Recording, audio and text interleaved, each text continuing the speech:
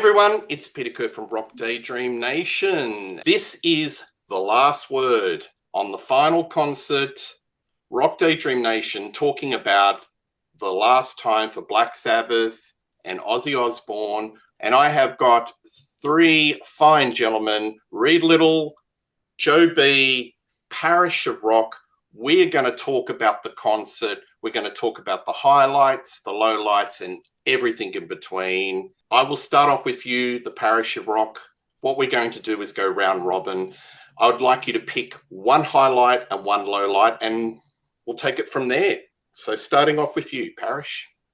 Okay, well, before I talk about my highlights and the lowlights, I mean, from my point of view, I watched this with my two grown-up sons. So there was three of us. We put it on a big TV screen outside, sat in the garden. It was really hot. We're placed about 20 miles away from Aston Villa's football ground where it was all taking place. In fact, some of my daughter-in-law's family were actually at the gig because they're Villa season ticket holders, so they're able to get tickets ahead of everybody else. So they were there. And I got a few phone clips of bands on, that they filmed on the phone, which had surprised me because I thought they were banned from using the phones at the concert, but clearly they got away with taking a few clips. So and then the following day went and saw Jeff Lynne. So it was a bit of a party last weekend between that with me and my sons. And as I say, on the Saturday, sat in the garden in the blazing sun, drinking beers, watching this. So yeah, it was a fun day. So the highlight I'm going to go with, which is actually a kind of a surprise because I've not seen this artist before, but I'm going to go with Youngblood. I thought his version of Changes was just brilliant. It was almost for me the Queen at Live Aid moment. So here's this young artist who's a bit of a pop artist, really. Although I've listened to his album since, and there's quite a bit of rock in there, and there's quite a Beatles sound to some of the songs as well. So he's maybe not quite the modern artist I thought he was in style, but I just thought he nailed it. I thought his vocals were great. I thought the way he got the audience going. I'll either forgive him for looking like Gary Newman from 1979 at a concert like that. You know what I mean? So I just thought it was just so surprising when he came on stage. I thought, oh no, what's this going to be like? And I just thought it was fantastic. So credit to him. That's my highlight. I think my low light is Sammy Hagar, who I'm a huge Sammy Hagar fan. But I think he almost like he'd come unprepared. He didn't seem to know the lyrics. He seemed to be more intent in showing off his tequila T-shirt than he did and doing anything to do with Ozzy. So I think he fluffed his lines really, as far as Fly High Again is concerned. And then Rock Candy just seemed to fall flat. I think it was quite a decent version of Rock Candy, but the audience just was not impressed. And I just thought it went totally flat for him. So whilst I'm a huge Sammy Hagar fan, and let's be honest, he had a brilliant support band around him, didn't he? So Nuno was fantastic on guitar. And I know I've said my highlight, but I'll give credit to Nuno for also talking about the footballer who'd passed away recently, who was Portuguese, and he sort of did a homage to him. So I thought that was a nice touch as well. So those were my highlights and lowlight. Well, two, one highlight, one lowlight. I had plenty of others, but they're the two I'm going to go with. I agree. Youngblood, showstopper. I thought that was, I was thinking Freddie Mercury. I don't know anything about this guy.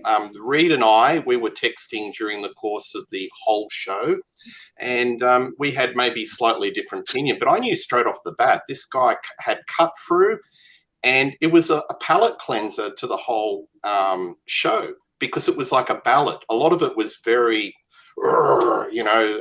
heavy rock, Sabbath, and I thought it was a nice sort of change. And the way he sang it, it had all the drama, and he had massive stagecraft. He had the He did, audience didn't he? in the Yeah. palm of his hand. Sammy Hagar, my God, he's just shameless. He's a shameless bloody promoter. He had his tequila shirt on. He fluffed the lines. He fucked up. It was terrible. It really was. He sang that Rock Candy song, which, he sang it well, but nobody knows that. That audience, it just went over like crickets. So Exactly. I think that was, that was a bit of a misfire, but I'll talk more about the supergroups as we go through. Great start. Joe B. Highlight, right. lowlight. So I have a lot more highlights than lowlights, but there were lowlights. Yeah. So what's your one? So Parish, first of all, thank you for clarifying the ticket situation. I was wondering if season ticket holders would be able to get seats.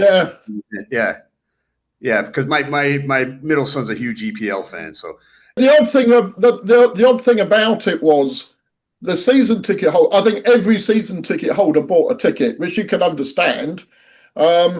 So that was like 2/3 of the tickets gone before they even gone on sale to the public. So it's not surprising most people were disappointed.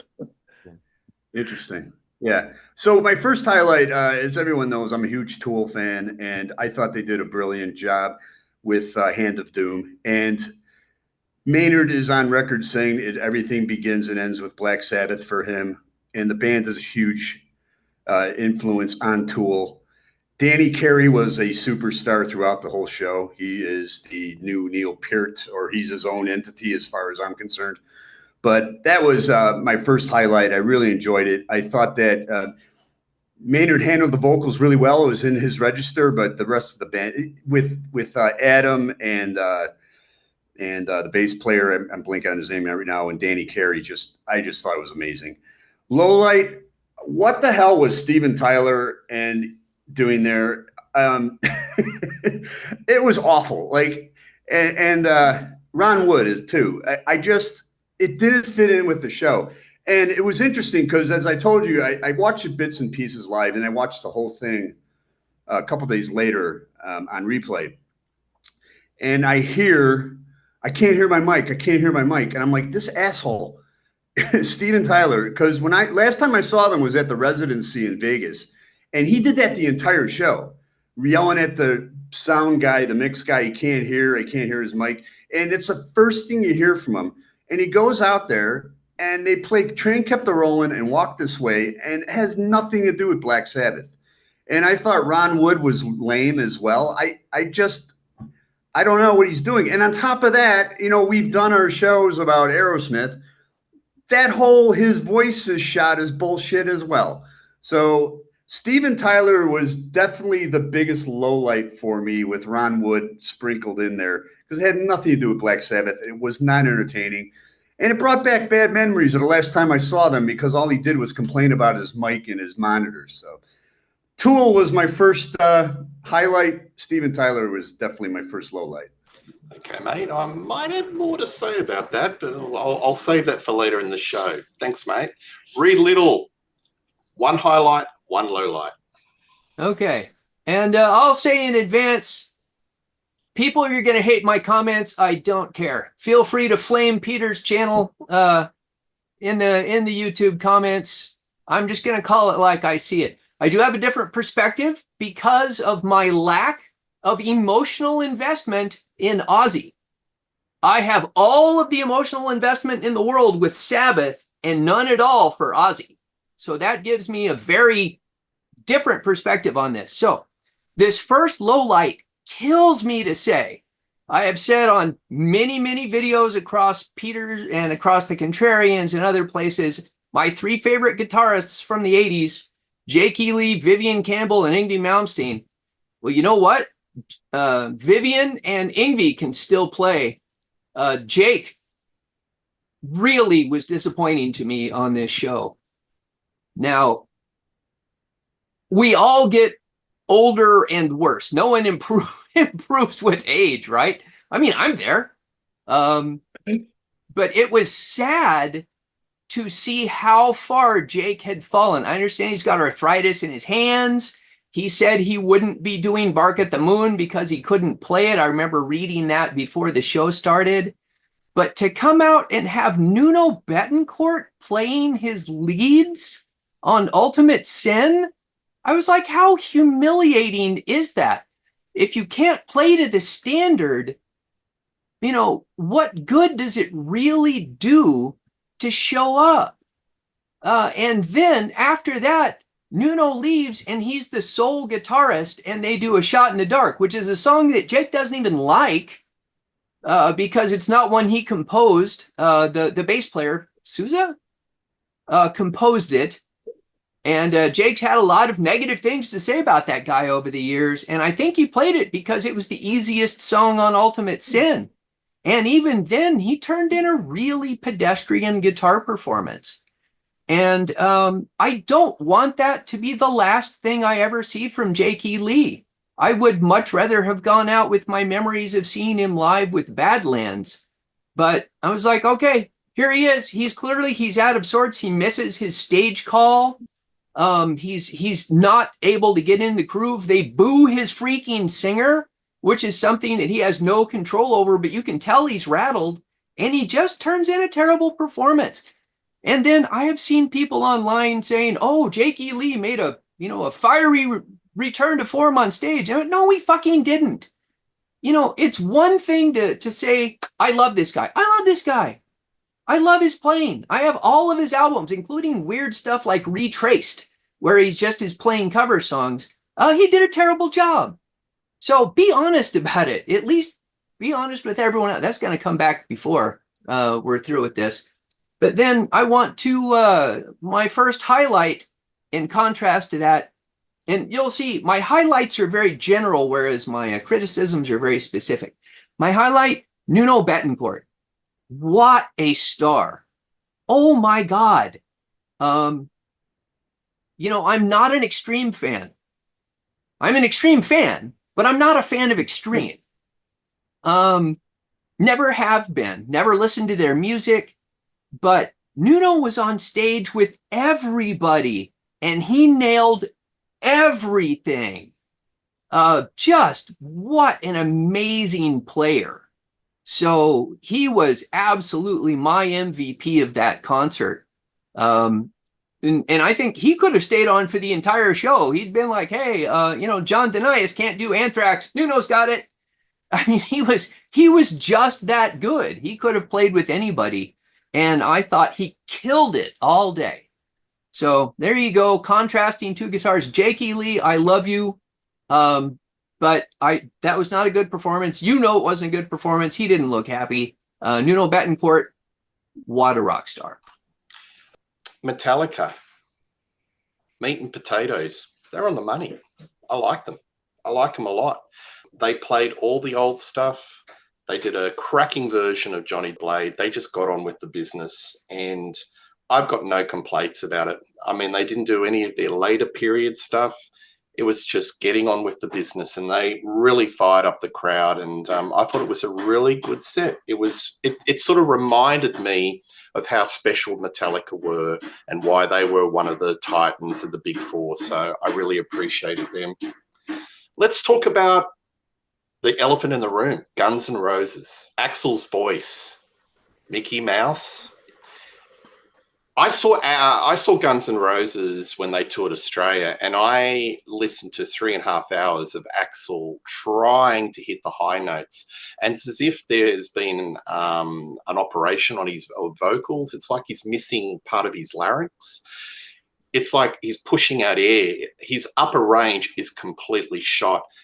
Guns N' Roses, I have to give them a tick because they picked 3 of the deep cuts. Started off with It's All Right. Got out the Liberace piano, Junior's Eyes, and Never Say Die. Musically, they were on fire. They were good. But the thing that really detracted with me was Axl's voice. It was a real concern.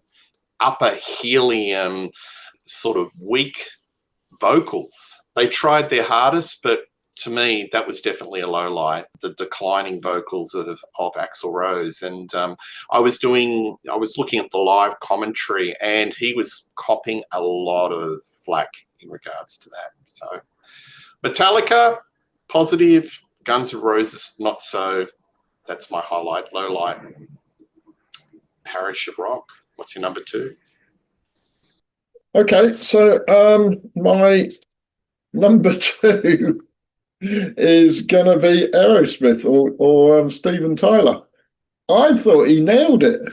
I mean, apart from the fact he didn't do a Black Sabbath or an Ozzy song, I mean, so that doesn't, I don't get that. But I thought he was great. I thought I wasn't expecting him. Maybe I missed the fact he was supposed to be there. I don't know, but I wasn't expecting him. And I thought it was great live. I thought his voice seemed to be back, which surprised me. I thought he moved around the stage like somebody half his age.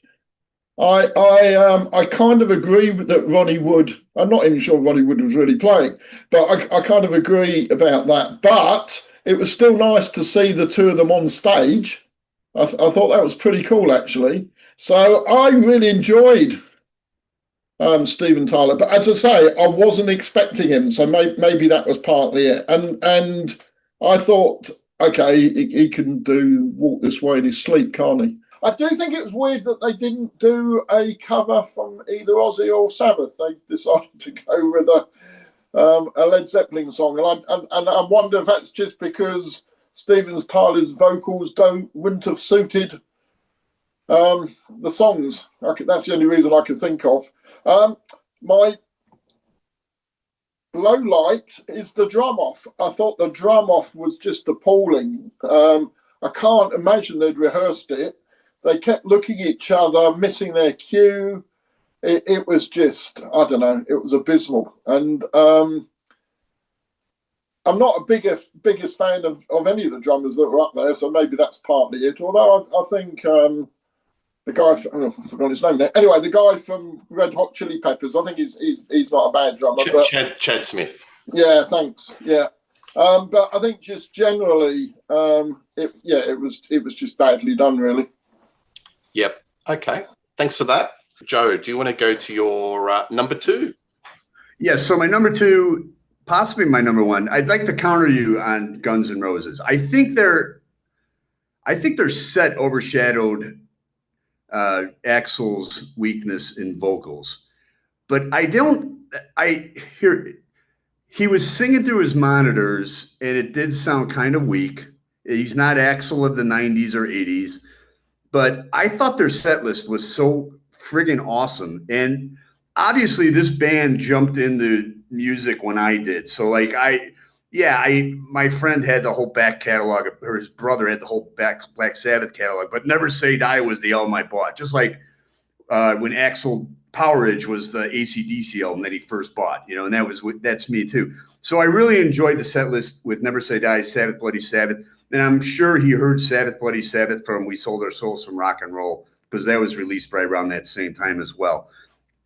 I did see a video from the crowd, and his voice sounded fine. But yeah, it sounded weak on the monitors, but I'll tell you what, like when they played Junior's Eyes and Slash is just going off with the wah-wah pedal, I was like, okay, this is next level. I loved it. I absolutely loved it. The song set was really strong. I will grant you that. I get it. And there's a lot of criticism of Axl's vocals there. They were weak, but I believe that the musicianship, the sound, the set list overshadowed that. So that was my second highlight. Yep. My low light, and I'd like to echo Reed. I think Reed was going there a little bit. This was too much of an Ozzy, it was too much of an Ozzy tribute, not enough of a Sabbath tribute.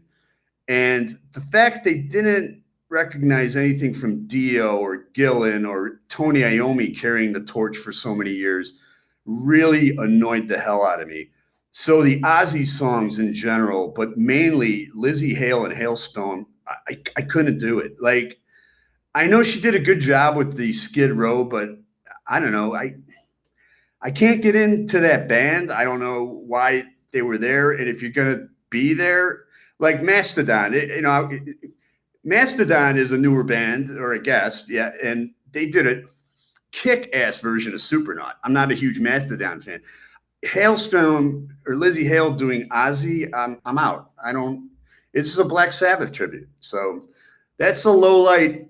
in general, the whole fact that they spent way too much time on Ozzy's solo career and Lizzie Hale does not do it for me. So, okay, fair enough. All right, Reed, over to you. What's your number 2 highlight and low light? Okay. So before we do, I will make one general comment about the show. I was texting, as Peter says, well, during the show we were texting, and I loved the fact that every time they panned the camera by the audience, somebody in the audience was throwing up the horns. Although for some reason people keep doing this, and I know that this has kind of become metal. It's actually this, people, but I love that because it's Ronnie James Dio's gesture. Ozzy has never in his entire life been associated with that. He used to throw up the peace sign in the 70s because he was a dirty hippie. He would throw up the peace sign. And that's why Dio was like, I'm going to do something a little bit more occult, right? A little bit more mystic. So every time they panned by the audience and somebody was going, woo, I was like, there's Dio. There's Dio's presence at this show. For my low light, and as much as I hate to go against anybody else on the panel, I thought Tool were boring. Now, hear me out. I thought Tool sounded great. Tool's always sounded great. They're a great band. They had the least stage presence of any band there. They might as well have been cardboard cutouts. Every time they passed Adam Jones, that's the guitar players, Adam Jones, right? He's like this. He looked like he would rather be anywhere else. Yeah, he sounded fine, but I was like, get these guys off the stage. Put up a picture of their last album cover or something. It would have been more interesting to look at. Maynard is all the way at the back of the stage. He's not even interacting with the audience to a minimal extent. He's literally as far back on the stage as you can go. And I would bet dollars to donuts that's because of the angle of the sun hitting the teleprompter that has his lyrics. And in the video, you can very clearly see the teleprompter. Now, he may not have needed that for the Tool songs, but I bet he did for Hand of Doom. And he was he's kneeling down. He was getting as close to that teleprompter as possible. And that's what passed for stage presence. It was sad. And I was like, you know what? If I don't look at them, okay, fine. They sound good. But as a live band, that was pretty lame. Now, for my highlight, I am just, again, my highlights are very general. My criticism is more specific. I'm just including all of the Black Sabbath covers. All of them. Then, I mean, yeah, I have some complaints that we'll get into on specific ones, but what an amazing set of Black Sabbath songs. Peter put up a video with predictions of songs he wanted to see. I think 5 songs, right? And they played 3 of your picks. And then he texted me and said, hey, what would you pick? And I sent him 5 songs and they played 3 of mine. Yep. So the ones that I picked were Into the Void, Hole in the Sky, and Electric Funeral. And I got to hear Electric Funeral twice, which was kind of funny. But people were killing it on the covers. Alice in Chains killed it on Fairies Wear Boots. Anthrax killed it. Metallica killed it. Mastodon were awesome. It doesn't hurt that all of that material is so good. You just, even hearing other people play it, it just reminds you that Sabbath were and are that good. That's why they're so influential. Those songs are so good and they still sound awesome. Yeah, look, I agree with you. And the most maligned album in the discography for Black Sabbath is Never Say Die, which I don't agree with. I think it's a crack of an album. And so much love. There were a lot of tracks that were covered, you know, a lot of deep cuts. A lot of deep cuts. Yeah, I thought it was, outstanding during the course of the day. All right, thanks for that, Reed. All right, my next pick is The Good and the Bad. To me, was the supergroup. To me, it's a lot of it sounded under rehearsed. So that one where Jake E. Lee comes on and Lizzie from Hailstorm is singing, that sounded like shambolic. That was really, really shambolic. So initially, just to recall, Jake E. Lee missed his cue. He came on, rattled, and they did the ultimate sin, which Reed said earlier, which was quite an unusual. I mean, it's not the standout track on that album. His guitar sounded out of tune. He sounded a little bit out of the beat. And thank God that Nuno Boonencourt was on the, doing the backup guitar work. So to me, that's crystallized everything that was wrong about the supergroups. I think supergroups on paper, guys, look fantastic. But if they don't have the rehearsal, sufficient rehearsal time, it can be like a train crash, and a lot of it was a train crash. So unfortunately, on the side of the ledger, I think that it was a little bit more negative than positive. Having Ron Wood, that was a bit of a mystery. The crowd really loved it. They were going, Ronnie, Ronnie. He had that Rolling Stone star power. But his connection to Sabbath is a real head scratch. I don't understand it. And he was just playing a few chords here and there. And I noticed he was on one side of the stage and Steven Tyler was on the other side of the stage. It was like oil and water. It's like he didn't want to sort of cross over and mix. I did like Steven Tyler. Sorry, Joe. I really thought he had a lot of swagger. I liked his vocals. Because I've heard so many problems about his vocals are on the way out, and that was the demise of Aerosmith. I was surprised. I thought he was a highlight, and he really worked the crowd.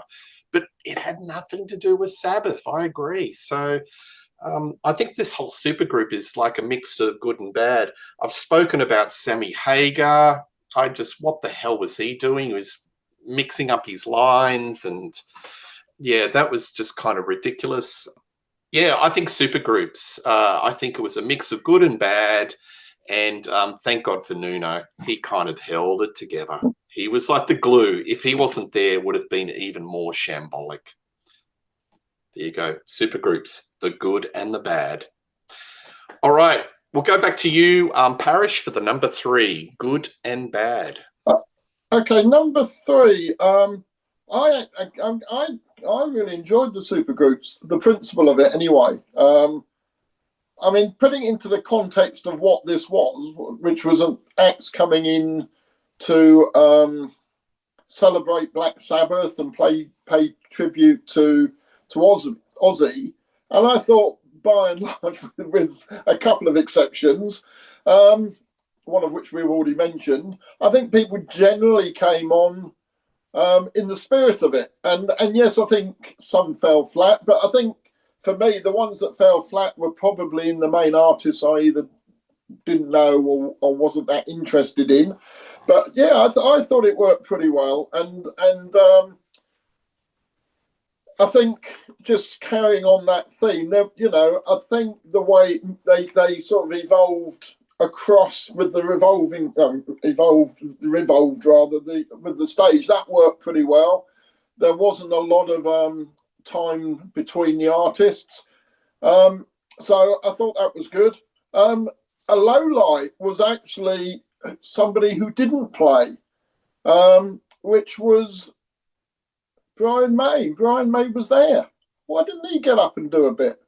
I mean, he's a lifelong friend of Tony Iommi. It just seems really weird that he would be there but not play. So I thought that was very disappointing. That's unbelievable. That's unbelievable. Yeah. Ron Wood in, but no Brian May. No Brian May. But he was there. He was there. There's footage. He was in the stands. Yeah. So I find that really odd that he was obviously there but didn't play. So that's a low light. Well, missed opportunity, I suppose, really, rather than a low light. But yeah, very disappointing that he was. Maybe he knew better. Maybe he knew what he'd be letting himself in for, so he didn't. I don't know. But absolutely. But I do think it was a missed opportunity. All right, thanks, Parish. Joe B, your next pick. What do you think? Brian May? Would you have liked to see him up? Oh, I was surprised that he wasn't there. I couldn't believe it because they're close friends, and and Tony always mentions him as one of his favorite guitarists of all time. And yeah, I was very surprised he didn't play. And he did guest on a Black Sabbath track, didn't he, Reed? In Yes. one of the Tony Martin era. Wasn't it off the Headless Cross he played on the track? Yeah. All right, mate. So I'm going to go, you know, the supergroup was mentioned and it was a mess, but when they went into Snowblind, you know, Volume 4 is I love that album. And the fact that they played that, Billy Corgan, he pulled it off. He did the Ozzy peace signs. I was skeptical about Tom Morello. He's kind of becoming the new Dave Grohl, but he pulled off the solo on that with his teeth. And then KK Downing at the end just shredded, and I enjoyed that quite a bit. So the Snowblind cover with KK Downing, especially at the end, was very, very pleasing to me. So that was my highlight. Lowlight, I am tired of the Pantera tribute. Just saw him live last month. It's Zakk Wylde playing Dimebag. It doesn't sound like Dimebag. I don't know. It just fell flat on me. I guess it was same like what Reed was saying about Tool. I felt the same way about Pantera. I just saw him live. I don't know, just didn't resonate with me. And I love Planet Caravan, Electric Funeral, you know, when they did it back in the day, but it just, I wanted to move on with the show at that point. And I'm tired of it. I think it's time to, okay, you did your tribute and it's not Time resonating. to move on. Time to move on. Yeah. So probably an unpopular opinion, but that's the way it is. Yeah. Thanks, Joe. Yeah. Hey, Billy Corgan, I didn't mind that. And I know he's copped a lot of criticism on social media and they didn't like it, but maybe I'm contrarian. I didn't mind his stage presence, what he was bringing to the supergroup. And he's a huge Sabbath fan too. Yeah. You know, it's nice to know when the actual artists are huge Sabbath fans and they've influenced their music. He had his issues with Sharon where they weren't talking, but she just did his podcast last month. So apparently they patched things up there as well. Yeah. I mean, he brought his vocal tonality to it, which is different. But I enjoyed it. I also he's from Chicago. Yeah. Yeah. And I also enjoyed Breaking the Law with when KK Downing. It was a little bit of sort of that old golden age of heavy metal, the early 80s, because I think Judas Priest. I'm glad you brought that up because with some of the, like I said, with Train Kept the Rolling, Walk This Way, I'm like, this has nothing to do with Sabbath. So that annoyed me. Breaking the Law did not annoy me because Judas Priest is from Birmingham. So I felt it fit. Yeah. I think their absence was, noticed. This show was not just planned overnight. This show was planned a long time ago. It's a bit of a head scratch why they weren't included and couldn't have scheduled. I think it was really a really important miss that Judas Priest weren't in there. And that would have been that extra star power. And because of the Birmingham connection and the connections with the band. Apparently, they were already booked into a festival in Germany. Scorpions. But I think from a timing perspective, I don't know. Weighing it up. Look, I think it's genuine because I can't think why they wouldn't want to have been there. Yeah. You know, you can understand why Maiden weren't there, but I don't think there was any reason why Priest wouldn't have been there if they could have been. Parish, if it was the 80s and they had the Concorde, like Phil Collins with Live Aid, maybe they could have done something like that. Maybe. They could have. Maybe there was they could have at least pre-recorded something like a few other artists did, couldn't they? Yeah. I just think their absence was. I think their absence was sorely missed. That's all. Having said that, though, I agree with Joe. I mean, I thought it was brilliant seeing KK up there. I thought that was fantastic. So bit of old school metal. Really, had the pizzazz. Yeah. Reed, number 3. All right. Well, and I will say, when you get these types of events, and I know Tom Morello has said he worked on this for a year, And you can tell, you look at the acts, and you know, some of these are guys that Tom wanted there, some are people that Sharon and Ozzy wanted there. But when you see a KK Downing is there and Judas Priest aren't there, you know, not everybody knows what Judas Priest's schedule is. So it becomes a political statement, right? You're like, oh, KK is there and Judas Priest is not there. So it generates its own drama. Although I was happy to see KK. I was like, good for you, man. And he sounded fantastic. So He did. no problem with that one at all. So for number 3, and I'm just going to flog this dead horse just a little bit more. This would be the last time because I think now we've all said something about it. Axl Rose.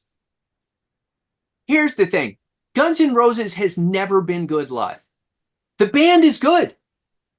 The band were tight. They were locked down. They play better now than they ever did, probably because they're sober.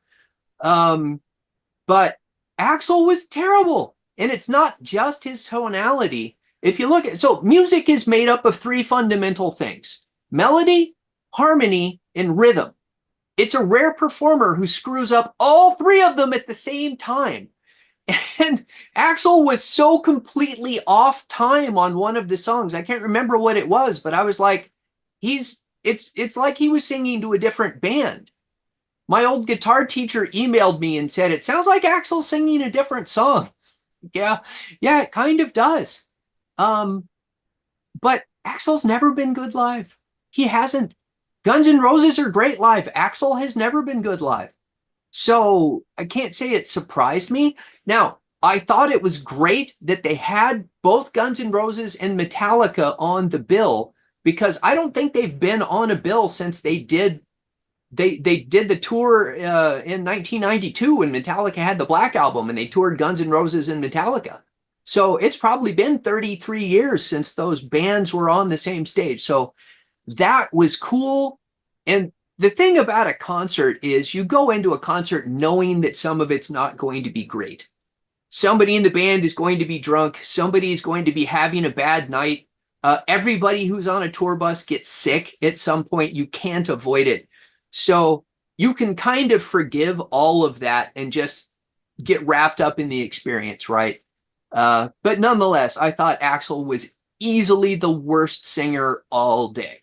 For my number 3 highlight, I'm just going all of the old school thrash bands. Anthrax, Metallica, and Slayer brought it. They were all fantastic. I was sad that Anthrax only got 2 songs. 2 songs? And I've seen Anthrax live a lot. And I will never understand why they think Indians is their best song. It's like they play that song like it's their greatest hit. And I mean, I don't dislike that song, but there's a whole lot of other Anthrax songs that I would rather have heard than that song. So I don't know. I mean, the idea of Anthrax having a hit is kind of ludicrous in the first place. So I think they could have played anything off of, Among the Living or Spreading the Disease or even State of Euphoria. They'd have been fine. But nonetheless, they sounded great. They sounded fantastic on their Into the Void. Joey Belladonna, again, he's not as good live as he used to be. We're all getting a little older. But they were great. Slayer, and I don't even like Slayer. I was telling Peter, I never listened to Slayer back in the day. I don't listen to Slayer now, but I've seen Slayer live 5 times, and every time they have been fantastic. And I thought they were dialed in. And when they start in on South of Heaven, and I texted Peter, I was like, this is groove metal before groove metal was a thing. They were awesome.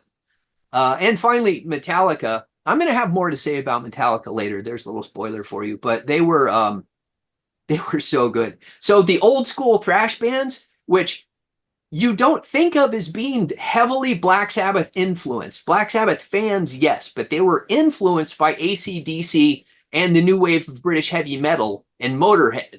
Those are like the 3 big influences of American thrash. And then you've got these guys come out and they just kill it on a Black Sabbath show. So I loved all of that.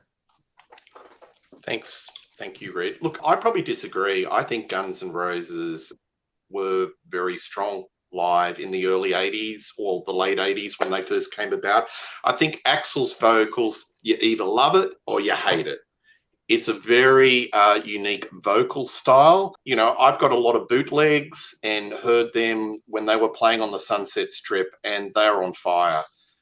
They had a ragged energy, and you can understand why they got signed up. And Appetite for Destruction was a behemoth type of album. So we sort of disagree there. But to me, the thing that really stuck it out for this performance with Guns N' Roses is my memory of what Axl did actually sound like. And that really kind of spoilt it for me. As I said, musically, it was very strong, but it's just the vocals that really, the muscle memory of what Axl could actually sing like. Anyway, park that to the side. I agree with you, Reed. I think Anthrax and Slayer, I'll put that as the equal number 3. I thought they were killer. They were on point. There was a wasted moment. Anthrax, I've heard some criticisms that Joey muffled the lyrics. I'll forgive it. But they really got the crowd going. And it was wonderful seeing that big circle mosh pit. Brings me back to the old days. I think if I was there, I'd be probably at the back Parish, probably having a beer. I'm a bit too old for the mosh pit, you know. I'm a bit too old for the mosh pit or stage diving or anything like that. But that looked like a ball of fun. But Anthrax were on point, and so was Slayer. They're all killer, no filler. So I really enjoyed Slayer immensely. My lowlights are the missing in actions. So without further ado, Bob Daisley should have been there. Bob wrote most of the, he's part of that Foundation Oz band, the Ozzy Osbourne band, as it was originally known, the songwriter. He's had some podcasts subsequent to this final concert saying that if he got invited, he would have said thank you very much, but he wouldn't have gone. But part of me thinks that he may have, but he should have been part of it because he's part of that original band with Randy Rhoads with all those great songs. He's written so many great songs with Ozzy Osbourne. There was no recognition or acknowledgement of Lee Kerslake, who was one of the Foundation drummers. There should have been maybe something as part of the show, recognition to the fallen soldiers that have worked with Ozzy and Sabbath and created this legacy. No recognition whatsoever. Tommy Aldridge wasn't there. John Sinclair did a lot of the great keyboard with that middle period of Ozzy Osbourne. He should have been invited. Rick Wakeman, I know his son was playing, but wouldn't it be nice to get Rick out with the cape and, got out on the keyboards and did some of the Sabbath songs? I'm even a little bit cheeky. Deep Purple. Where was the 1970s star power? Because I felt there was a lot of the 80s and 90s type of acts, but I would have liked to see more contemporary acts of the 70s, the early years, maybe Deep Purple. That would have been amazing if they got them out. Don Airey.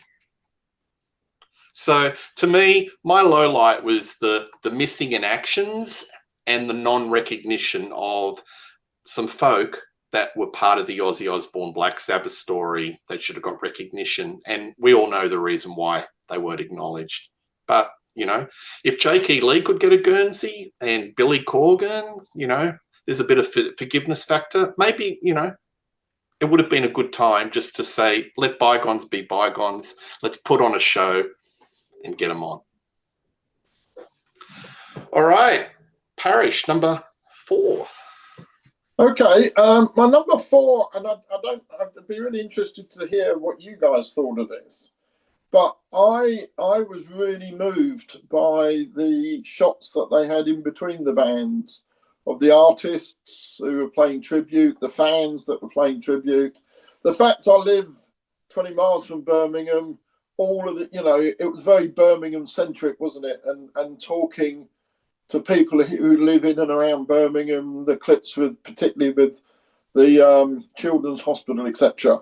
And there was a couple of times during those clips, maybe the beer had an effect on me, I don't know, but it brought a tear to my eye. So I found it really moving and really powerful. But I don't know if that's just because where I live and it's so close geographically, and certainly the Children's Hospital personally is quite close to home. So I'd be interested to hear what you thought of that. my low light.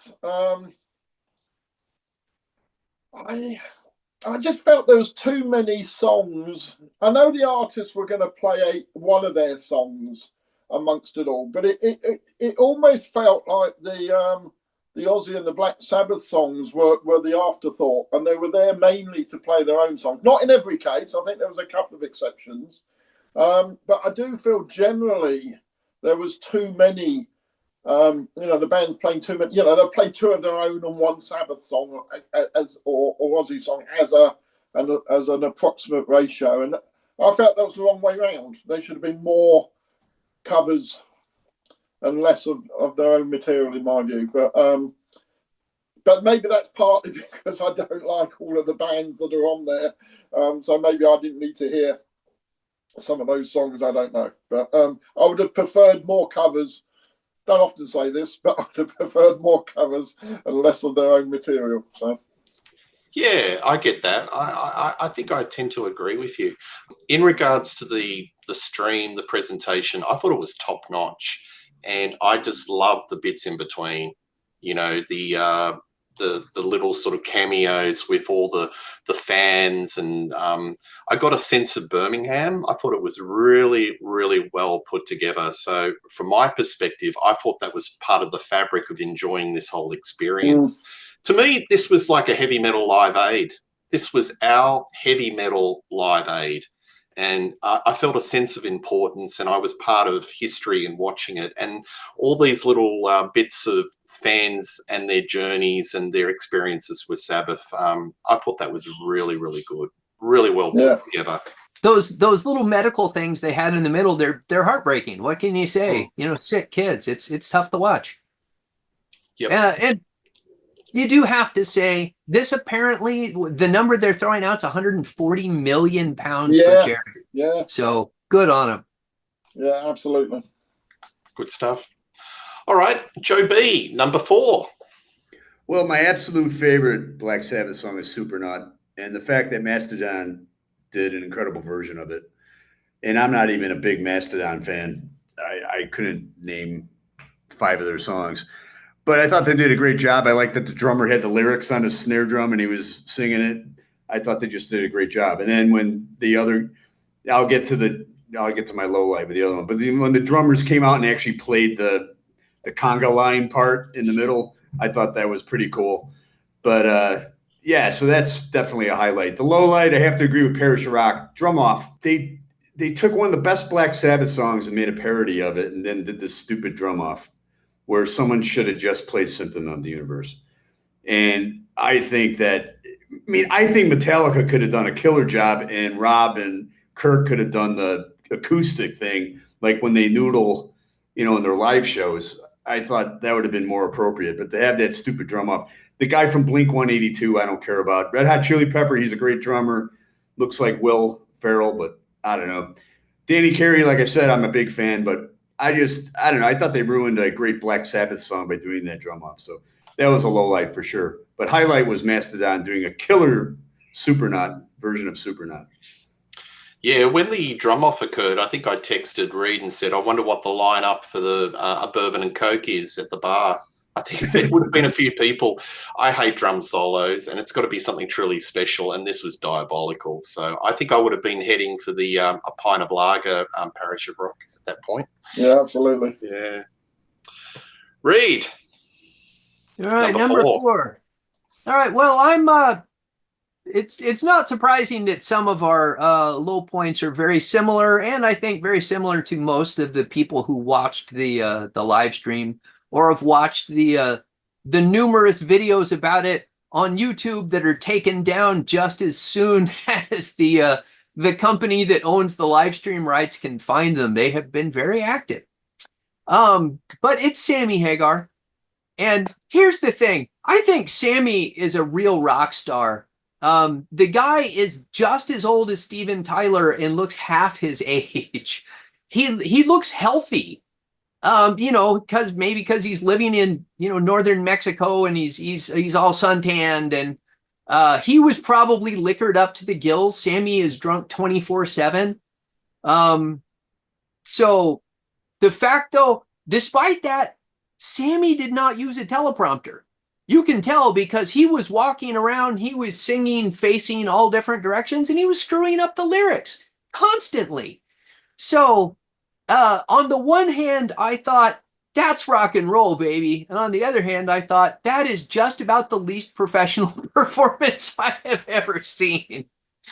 I have seen hundreds of bar bands do better versions of Black Sabbath or Ozzy Osbourne songs than Sammy Hagar was able to turn in. And then I happen to love that first Montrose album. I love the song Rock Candy, but just having Sammy do it lacking context was so meaningless. He could have done any song. He could have done a Van Halen song and dedicated it to Eddie. He could have, if he's going to play Montrose, he could have dedicated it to Ronnie, you know, one of the other fallen heroes along the way. He could have made a point. Instead, he just says, haha, this is the first song I ever wrote. And they turn in a pretty meaningless cover of Rock Candy. So, you know, on the one hand, I was kind of laughing and enjoying the Sammy thing, but I tried to rewatch it and I was like, oh, geez, he's just so bad. The only thing that makes that watchable is Nuno, who, once again, is killing it. I'm not going to go out and buy any Extreme albums, but Nuno, if you want to put out a solo album, I am there. Now, for my highlight, I want to drill down on Metallica. So I already said I loved all the thrash bands, but I want to single out Metallica for praise because you know what? I have not cared about Metallica since 1993.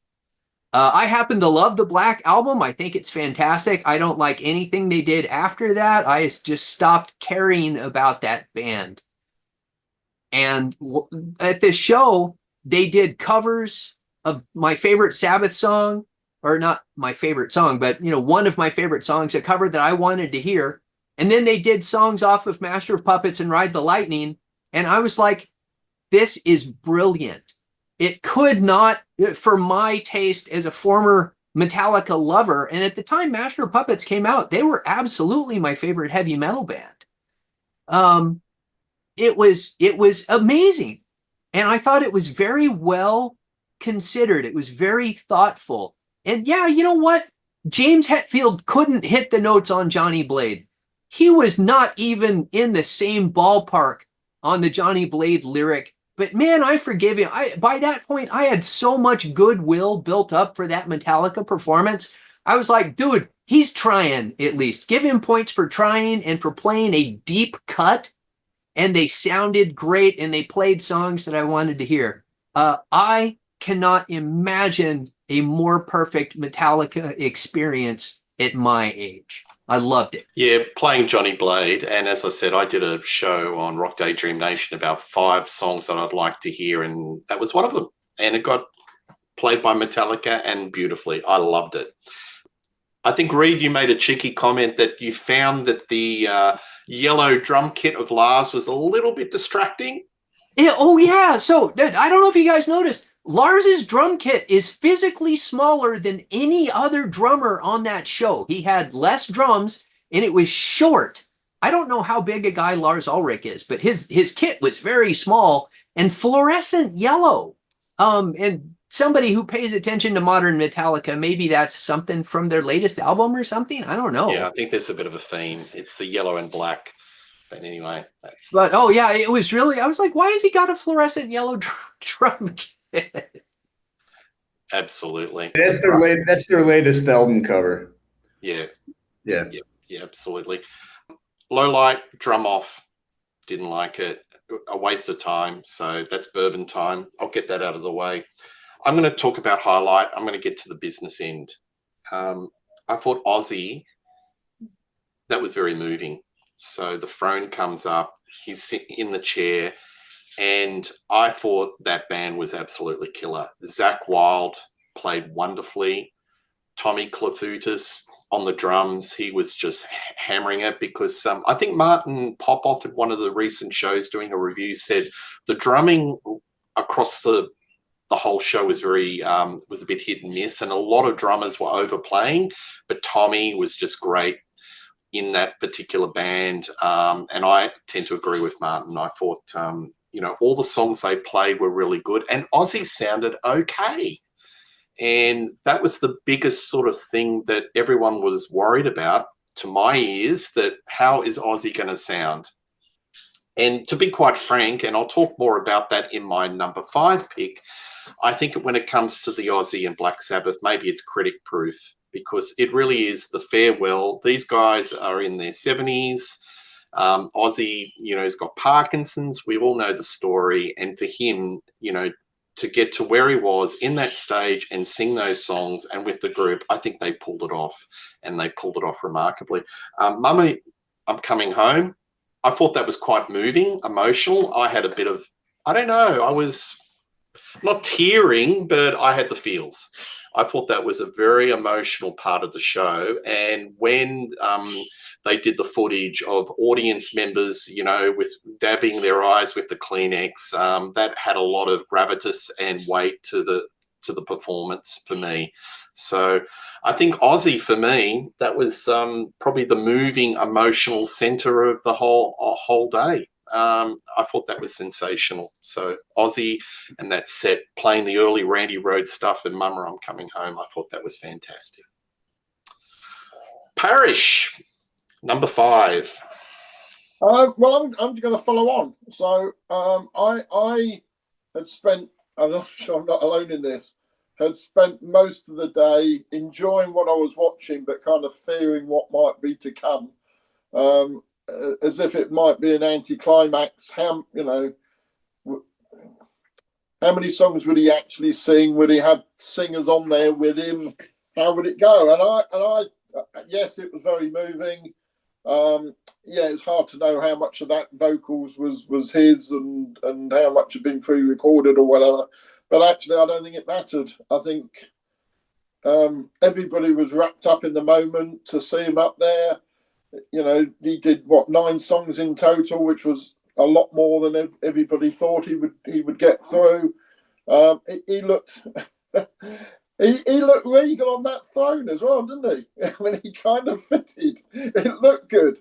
I did think every now and then he seemed to forget that he couldn't stand up, because he would put the mic back on the stand and he'd go to get up, and then he would realise he couldn't, and he would take the mic off, which was a bit sad, I guess. But he wanted to jump up, didn't he? He wanted to jump up. He wanted to get back to the Aussie, he was walk loving around. it. He was getting the audience going. I think that was as good, if not better, than anybody could have hoped, really, across the whole performance, his own solo stuff and the Sabbath stuff. Because I thought the Sabbath thing was just as good, in fact, even better. If there was for me a star of the whole show, it was Tony. I mean, he bearing in mind he's the same age as the others. He again, and Geezer, to be fair as well, the two of them seemed like they were really enjoying it, but came across as people half their age, I thought. Very, very good, and the songs were great. I mean, they were probably the songs we all knew they were going to do, but they were brilliant. So as a finale, it was fantastic, absolutely fantastic. What I did, I'm going to do I don't know if it's a low light, but on the stream, it looked as if it just finished and they walked off. I don't know if you noticed that. But what actually happened, because I heard this from somebody who was there, is they went off and got a cake and came back with a huge cake for Ozzy. So what looked like the end of the show with them kind of just walking away as if they didn't like each other wasn't actually the end. They all came back on big. There was, I don't know, a huge cake. I haven't seen the photo or anything of it. And there was probably another 10 minutes or whatever of them all on stage afterwards. So I think it was a bit of a shame that didn't get captured on the live stream, because, as I say, it looked as if they'd kind of just, right, we're finished. All right, we'll go our separate ways. We're not going to talk. Not going to talk to Ozzy. And it just seemed a bit odd the way it ended. But yeah. So I don't know if that's a low light. Just, again, another missed opportunity. But it would have been nice to have seen that last moment, I think. Yeah, I think that's the head scratch moment of the show. Yeah. I'm sure Joe B's got stuff to say about that. What's your number 5, Joe? Well, definitely seeing the 4 original members get on stage for the final time was great. Even though I think maybe Bill Ward should have kept his shirt on, but Absolutely. Tony Iommi just said today he looked like Gollum. It was pretty funny, but no, it was enjoyable seeing the original 4 out there playing for sure for the final time. And Tony and Geezer are they're gods to me. I mean, I remember the first time I saw them on the reunion tour, and Tony, I mean, I saw Tony with Dio twice and with Gillan, but to see him with Ozzy that one time, we were right by us, and he's, so friggin' cool. So yeah, kudos to the original 4 getting on stage together for the final time. Low light, it's been echoed before, but Sammy Hagar. I'm hit or miss on Sammy Hagar. Love Montrose. Just some of the Van Hagar stuff is. But it echoes with my sentiment on Steven Tyler. What the heck was he doing there? And again, I guess I missed the point that it was an Ozzy tribute as well, but I thought it was too Ozzy. There was too many Ozzy songs in the show that could have been replaced with more Sabbath and maybe touch upon other eras of Sabbath. But anyway, him singing Fly High Again was awful. I would like to echo what Reed's been saying. Nuno was, as well as Danny Carey, I thought Nuno was absolute all-star. He was an all-star on the Freddie Mercury tribute. And what's crazy is he looks the same. He has the same beard. He looks like he hasn't aged. And because I just watched clips of the Freddie Mercury tribute, and then I watched the Black Sabbath tribute, and he looks exactly the same. So he's kind of drinks from that fountain of youth, I guess, that Tony Iommi did, because he he has aged a little, but he always kind of looks the same. But yeah, Sammy Hagar was definitely a low light.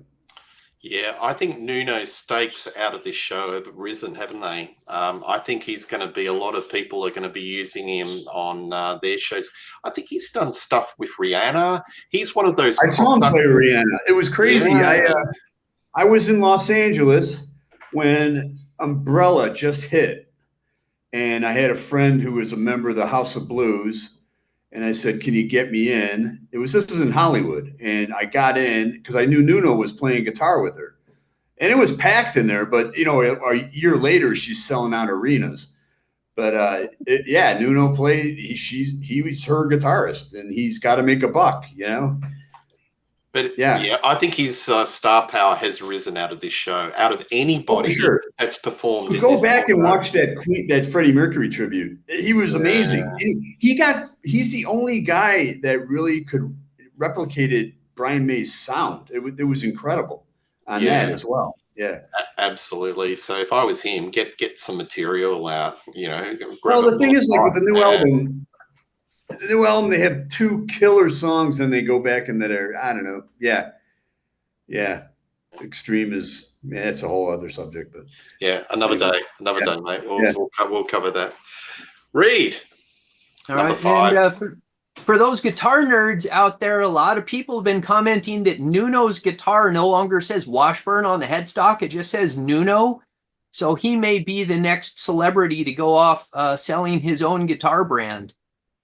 So that'll keep an eye on that, I guess, if you want a Nuno guitar. All right, so I've been saving this for last. This is the one that people are going to hate me for, but I'm going to say it anyway because I think this is the truth. My big low light for the show is that it happened at all. I think that this was a massive exercise in ego on the part of Ozzy and Sharon. It's part of it I just look at and say, this is disgusting. This is exploitation. Why does he deserve to be on stage getting this tribute? And there was very distinctly 2 camps. There was the, we love Black Sabbath, and Black Sabbath are the music that made our youth. And then there were the, Ozzy people. And I know as far as Sharon's concerned, that was Ozzy's show. And Black Sabbath were just there. But I'm sorry, Ozzy is old and sick. But again, who else is old and sick? All of us. When you get old, you're going to get sick. Tony Iommi has cancer. Bill Ward's got heart disease. People have Alzheimer's disease. And why does it matter that Ozzy Osbourne has Parkinson's? All that means is that he is no longer capable of putting on a good performance. And every time I hear somebody say how good he sounded, I'm like, no, he did not. He sounded terrible. He looked terrible. And this is one of those things that the high definition video stream did that poor guy no favors whatsoever. If you were in the audience looking at Ozzy from 100 yards away, he probably looked great. That throne was pretty cool. The whole effect of it would be great. Looking at him in high def, I almost cried. He looked so half dead at the start of the Black Sabbath show. You know who did it well? Let me just say this. A lot of people didn't get to say goodbye. Ronnie Dio didn't get to say goodbye. John Bonham didn't get to say goodbye. Keith Moon. It's just rock is filled with people who didn't get to say goodbye. As far as I'm concerned, Ozzy had no more right to get in a final show than anyone else. Peter Frampton did it right. Peter Frampton was diagnosed with a degenerative disease, and he came out and said, you know what? In a year, I'm not going to be able to play as well as I can now. I'm going to get one last tour in while I'm still at the top of my game. And that farewell tour was awesome. Ozzy has been sick for years. He couldn't even walk. When they started War Pigs, whoever chose to do War Pigs, that was a stupid idea because it's just Ozzy. No music behind. Bill Ward's going,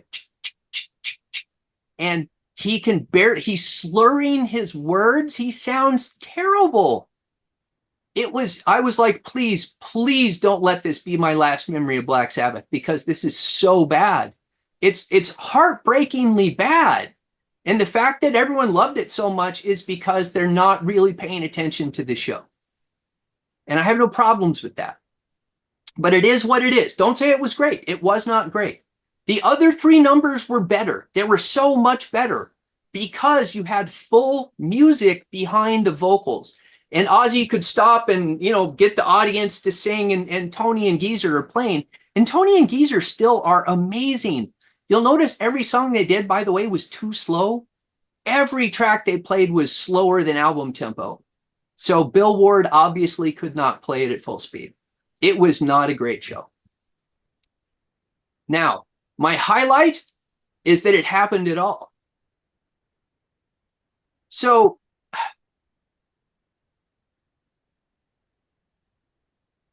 sorry, I'm getting emotional now. I love Black Sabbath. And seeing them one last time, it meant a lot. And even though they sucked, it was important. It was important that they got up and did that show. Yeah. And they raised 140 million pounds for charity. Exactly. That's awesome. So Yeah. my heart goes out to him. My hat's off to him. But none of that for me was Ozzy. It was all Sabbath. Yeah. I get it totally, Reed, because you care. And that's we all care. We're all fans and we care about it. And I know where you're coming from. I mightn't agree with everything you're saying, but I think you're coming from the right place because you care about the band. And it's all about finishing up on the right note, and it's about the legacy. And I think the whole concept of the show was very honourable. They raised a lot of money, but at the other side of the coin, it does keep the Sabbath brand alive. Lots of records. I mean, I'd like to see what the sales of Sabbath would be the next day in regards to SoundStream, in regards to CDs and albums, T-shirts, the whole commerce side. So not only it's all totally charity, it's keeping the legacy alive with Sabbath and Ozzy. So, but hey, folks, like we've all got different opinions, but it's because we care. And I will say, in respect of Black Sabbath, the performance, I'll put that as a highlight because I think it's critic-proof in my point of view, simply because they pulled it off. that they were able to actually get on stage and play. I thought it was wonderful to see Bill Ward. I feel so sorry for that guy. He's been dicked around so much. He was on, I mean, Joe, was it 1999, the final tour when he was playing? 2005. 98, 99. He should have been part of that third team. There's some sort of business shenanigans. I have to agree with Reed. Anything that involves Sharon Osbourne leaves a bad taste in my mouth. In fact, you can go at me here too. That whole with the money, I want to see that money go all to charity, because if Sharon's got her hands in it, it could be one of those things where 90% goes to administrative. I don't know. I just don't trust her. I don't like her. Yeah, there was an exploitative aspect to the show, which was not good, and I found to be more perturbed by when they did the Ozzy solo stuff. Yeah. And yeah, so like Zakk Wylde is obviously part of the family. Jack Osbourne's friends with Maynard, so yeah, there's different tie-ins with a lot of those acts for sure. Yeah. And, I think with Reed, you were saying about War Pigs. I think that, the whole thing was, I think Ozzy was probably exhausted because all that energy with the solo band, because I thought that the solo stint was really, really good. He was probably puffed out. It's like a marathon. You've got to pace yourself. Maybe an extra half hour. There was apparently Parish of Rock. There's a very strict curfew. They had to be over and out by 10 p.m. Yeah. So everything was like very on a drop of a dime. They had to have bands precisely start and finish. And yeah, I think that maybe Ozzy was a little bit puffed out for Sabbath. But to me, I think it's kind of critic proof. They got there. They performed the songs. Iommi and Geezer Butler were fantastic. Bill Ward, it was so wonderful to see him on. I was just so chuffed to see Bill back on the seat. And he still had that little bit of an echo of the groove, the Bill Ward groove going, even though he wasn't doing all the fills. It was just good to hear. And it just made me feel a little bit sad and a little bit angry that he's been dicked around so much. Because he should have been part of that 13. So I think this show brings out a lot of our feelings, a lot of our biases, a lot of our, it depends what your entry point and what your feelings are in regards to the people is how you react to this actual show. And I think this is really interesting because we all bring different perspectives in regards to it. I'm glad you brought that up because Sabbath, it's the same thing with Kiss too. Like, you see all these people and they, I get it, they become fans, but where were they when Never Say Die was released and Van Halen was blowing them off the stage? Where were they when, they had Ian Gillan as their lead singer and they could barely sell out the UIC Pavilion? Where were they when Tony Martin was singing with them or Glenn Hughes, right? And then all this, there's a part of me that's like, yeah, all these people are Johnny-come-latelys. They only know Paranoid and War Pigs. And I don't know.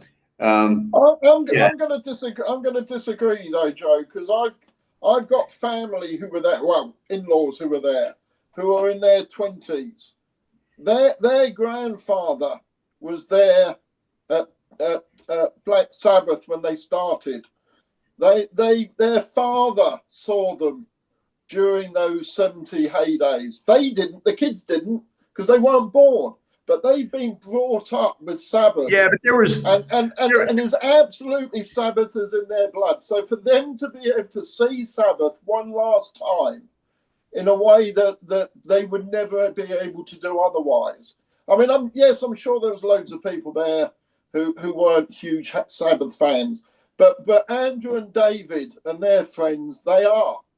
And so I think for them to be there and get that opportunity, I think it's fantastic for them.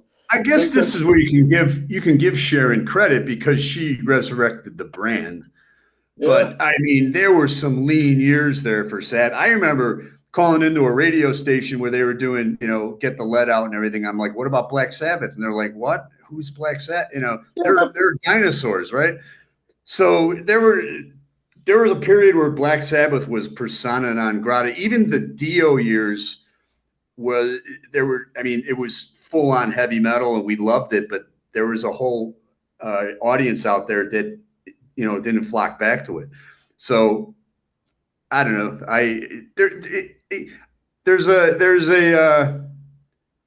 As a fan, a guy who's been a fan from day, when I discovered him all the way through and stuck with him, there's different feelings there, but that's with a lot of bands, Joe, I'll sum it up in 2 words. It's complicated. It is.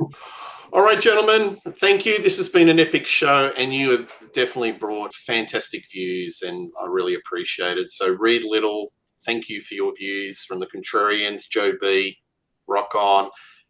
Catch the YouTube channel, Wasting Time with Average Joe.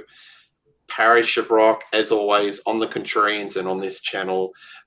You'll see these gentlemen either shows with me or in a group on Rock Daydream Nation. Please check us out in 2025. Please give us your views on this show. We love reading your comments. I'll see you soon, and all the best, and cheers.